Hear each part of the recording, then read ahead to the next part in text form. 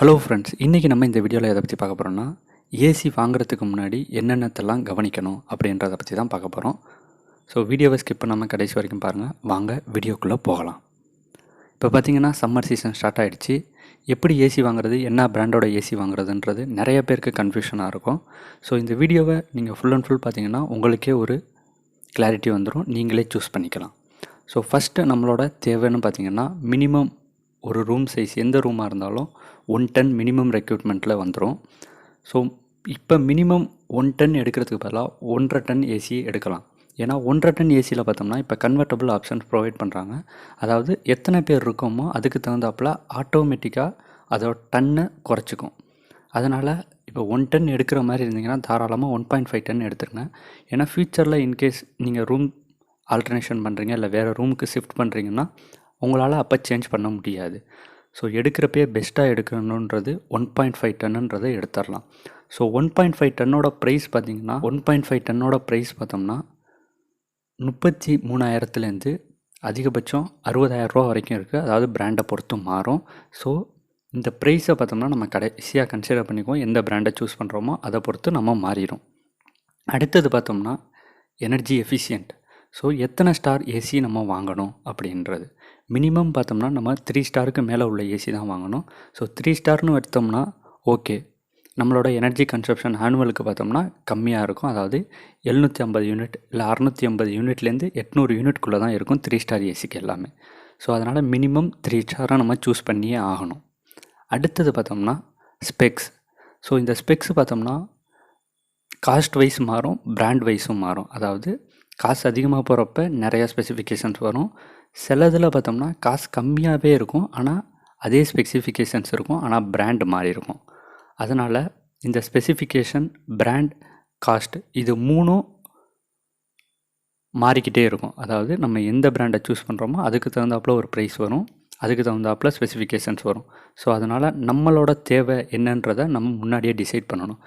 பேசிக் features தான் வேணும் அப்படின்னா நம்ம நல்ல பிராண்ட் எடுக்கணும், சர்வீஸ் மெயின்டெனன்ஸ் அதிகமாக இருக்கக்கூடாது அப்படின்னா பிராண்டை சூஸ் பண்ணிங்கன்னா ஸ்பெசிஃபிகேஷன்ஸ் கம்மியாக இருக்கும், ப்ரைஸும் ஒரு டீசெண்டான ப்ரைஸில் இருக்கும். இதே நியூ பிராண்டாக இருக்குது, ப்ரைஸ் கம்மியாக இருக்குன்னா உங்களுக்கு ஸ்பெசிஃபிகேஷன்ஸ் இருக்கும், மெயின்டெனன்ஸ் எந்த அளவுக்கு இருக்குன்றதை கன்ஃபார்மாக சொல்ல முடியாது. அதனால் பிராண்ட், ப்ரைஸ், ஸ்பெசிஃபிகேஷன்ஸ் உங்களை பொறுத்தது. இதை நீங்கள் சூஸ் பண்ணிக்கலாம். உங்களோட ப்ரைஸை பொறுத்து பிராண்டையும் ஸ்பெசிஃபிகேஷன்ஸையும் நீங்கள் சூஸ் பண்ணிக்கோங்க. அதே மாதிரி இப்போ இருக்கிற எல்லா ஏசியும் பார்த்தோம்னா மினிமம் 52 டிகிரி அவுட் சைடில் இருந்தாலும் இன்டோரில் நமக்கு கூலிங் ப்ரொவைட் பண்ணுன்றது எல்லா பிராண்ட்லேயும் வந்துருச்சு. எல்லா பிராண்ட்லேயும் இப்போ பார்த்தோம்னா பிசிபின்னு ஒன்று கொண்டு வந்துட்டாங்க. அதாவது பிரிண்டட் சர்க்யூட் போர்டை வந்து பார்த்திங்கன்னா அவுட்டோர் யூனிட்லேயும் இருக்கும், இன்டோர் யூனிட்லேயும் இருக்கும். ஸோ இதுக்கு வாரண்ட்டி எத்தனை வருஷம் தர்றாங்கன்றதையும் நம்ம பார்த்துக்கணும். ஏன்னா ஒரு சில பிராண்ட் பார்த்தோம்னா 1 year warranty, 10 year compressor warranty, திரும்பி பார்த்தோம்னா 1 இயர் வாரண்ட்டி பிசிபிக்குன்னு மென்ஷன் பண்ணியிருப்பாங்க. ஸோ பிசிபியில் ஏதாவது ஃபால்ட் ஆகிடுச்சுன்னா நம்மளால் அந்த ஏசி யூனிட்டுக்கு கம்ஃபர்டபுள் பிசிபி கிடைச்சிச்சின்னா பிரச்சனையே இல்லை. கிடைக்காத பட்சத்துக்கு பார்த்திங்கன்னா நம்ம வேறு ஏசி தான் மாறி ஆகணும். ஸோ இது நீங்கள் எடுக்க போகிற பிராண்டிலேயே மென்ஷன் பண்ணியிருப்பாங்க வாரண்ட்டி டீட்டெயில்ஸில். நீங்கள் அதை செக் பண்ணி பார்த்துட்டு அதே மாதிரி வாங்கிக்கோங்க. ரெண்டாவது பார்த்தோம்னா வாங்குறப்போ ஓல்டர் யூனிட் வாங்காதீங்க. அதாவது ஒரு 2022 வாங்குறப்ப 2021 மேனுஃபேக்சரிங் ப்ராடக்டை வாங்கலாம். ஏன்னா அதுக்கான ஸ்பேர் பார்ட்ஸ் பார்த்தோம்னா நமக்கு ஃப்யூச்சரில் கிடைக்கும். ஸோ இப்போயே நான் 2017 மாடலில் போய் வாங்குகிறேன், விலை கம்மியாக இருக்குது அப்படின்னு நீங்கள் போய் பர்ச்சேஸ் பண்ணிங்கன்னா உங்களுக்கான ஸ்பேர்ஸ் கிடைக்கிறதுல கொஞ்சம் லேட் ஆகும், டிலே ஆகும். அப்படி இல்லைன்னா கிடைக்காம கூட போகலாம். அப்படி ஸ்பேர்ஸ் கிடைக்கலன்னா நம்மளால் அந்த ப்ராடக்ட்டே யூஸ் பண்ண முடியாது. எகெயின் நம்ம நியூ ப்ராடக்ட்டுக்கு தான் போகணும்.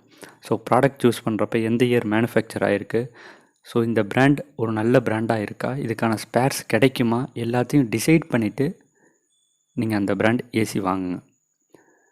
அதே மாதிரி ஸ்பெசிஃபிகேஷன்ஸ் அது உங்களை பொறுத்தது. Warranty compulsory. எல்லா பிராண்ட்லேயும் பார்த்தோம்னா 5 இயர்ஸ் கம்ப்ரஸருக்கு வாரண்ட்டி தருவாங்க. சில பிராண்ட்ஸ் பார்த்தோம்னா 10 இயர்ஸ் கம்ப்ரஸர் வாரண்ட்டி தருவாங்க. ஸோ அந்த வாரண்ட்டியும் உங்களை பொறுத்தது தான். வாரண்ட்டி அதிகமாக இருந்துச்சுன்னா காஸ்ட் அதிகமாகும், வாரண்ட்டி கம்மியாக இருந்துச்சுன்னா காஸ்ட் கம்மியாகும். ஸோ காஸ்ட் வைஸ் தான் நான் போகிறேன்னா நீங்கள் எல்லாத்தையுமே கம்மி பண்ணி தான் வாங்கணும். காஸ்ட் வைஸ் எனக்கு இஷ்யூ இல்லை அப்படின்னா நீங்கள் எதை வேணாலுமே சூஸ் பண்ணிக்கலாம். அவ்வளோதான் இந்த வீடியோ பிடிச்சிருந்தால் லைக் பண்ணுங்கள், சேனலை மறக்காமல் சப்ஸ்கிரைப் பண்ணுங்கள். அடுத்த வீடியோவில் விலை கம்மியாக இருக்க 5 ஏசியை பார்க்கலாம்.